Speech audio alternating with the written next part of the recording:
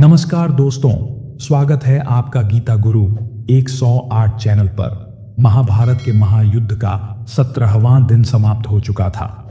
कुरुक्षेत्र की भूमि पर सूरज ढल रहा था। युद्ध की गर्जना अब मौन में बदल रही थी। कर्ण, जो अपनी अंतिम सांस तक लड़े, अब रणभूमि में निश्चल पड़े थे। और तभी अर्जुन अपने रथ पर खड़े होकर गर्व से मुस्कुराए। उन्होंने धनुष नीचे किया और श्री कृष्ण की ओर मुड़कर कहा, हे केशव, आज मेरे जीवन का सबसे बड़ा शत्रु समाप्त हो गया। अब यह युद्ध शीघ्र ही समाप्त होगा। कुरुक्षेत्र की रणभूमि में कर्ण वीर गति को प्राप्त हो चुके थे। सूर्य अस्त हो रहा था और युद्ध का शोर धीरे धीरे शांत हो चुका था। अर्जुन विजय के गर्व में चूर होकर भगवान श्री कृष्ण से बोले, हे केशव, कर्ण को अपनी धनुर्विद्या पर बहुत अभिमान था। वह हमेशा मुझसे बराबरी करने का दुस्साहस करता था, लेकिन अंततः मैंने उसे पराजित कर दिया। आज मैंने उसके अहंकार को चूर चूर कर दिया।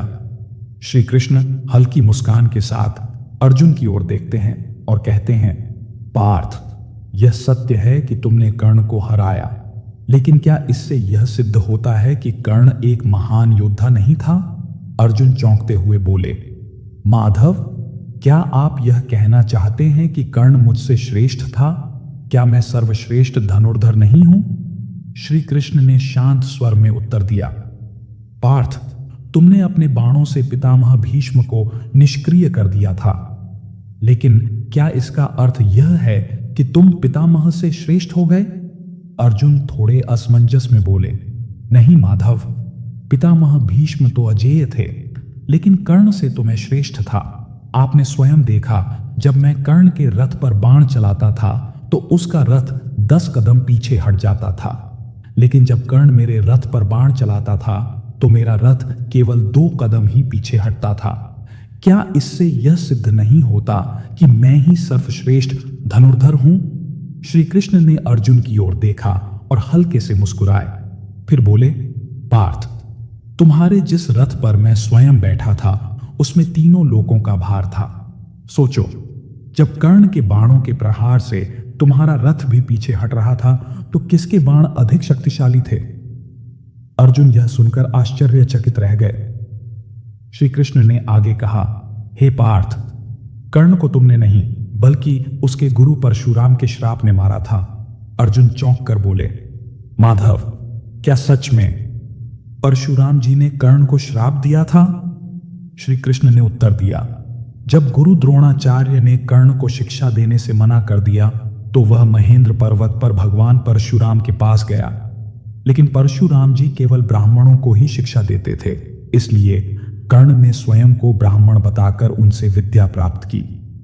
एक दिन परशुराम जी कर्ण की गोद में सिर रखकर विश्राम कर रहे थे, तभी एक जहरीला कीड़ा कर्ण की जांघ में काटने लगा।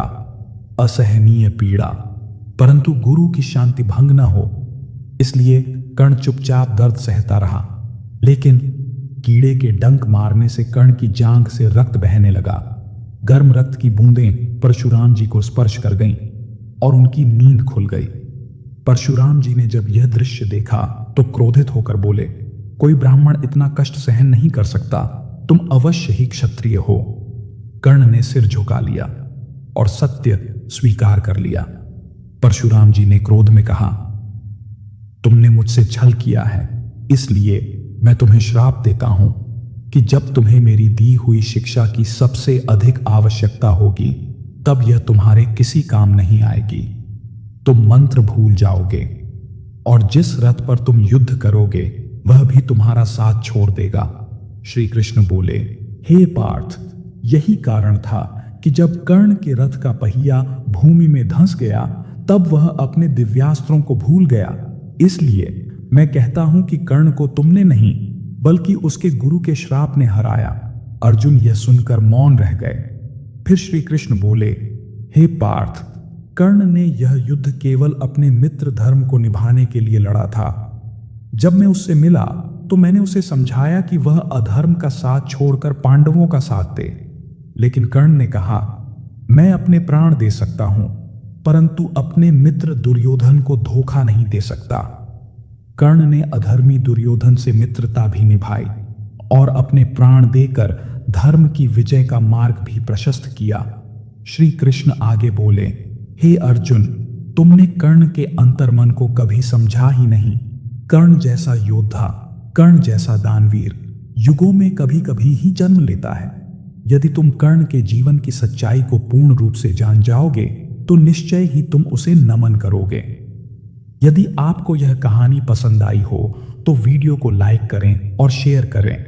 आपके विचार हमें कमेंट में बताएं और यदि आप नए हैं तो हमारे चैनल गीता गुरु 108 को सब्सक्राइब करना न भूलें। धन्यवाद।